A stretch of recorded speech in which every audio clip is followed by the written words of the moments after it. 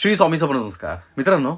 काही लोकांना ना बाजारातनं अँटिक गोष्टी आणायची सवय असते, अँटिक वस्तू आणायची सवय असते.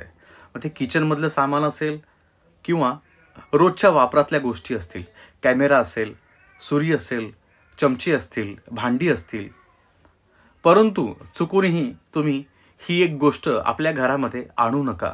एखाद्या व्यक्तीचा जीव त्या गोष्टींमध्ये असतो, एखाद्या व्यक्तीची आत्मा, त्या आत्म्याला शांती नाही मिळालेली आहे, तो आत्मा भटकत बसतो आणि आपण त्या व्यक्तीच्या गोष्टी आपल्या घरामध्ये आणून ठेवतो. त्या व्यक्तीने मला सांगितलं की मी मुंबईमधून एका बाजारातनं एक आरसा विकत आणला होता. त्याने आवडीने आणला, परंतु त्यानंतर त्याची रात्रीची झोप देखील उडाली.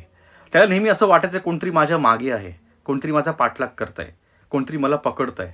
म्हणून बाहेरच्या कुठल्याही प्रकारच्या अशा अँटिक गोष्टी आणू नका. खास करून आरसा आणि वापरलेले कुठल्याही प्रकारचे कपडे देखील आपल्या घरामध्ये आणू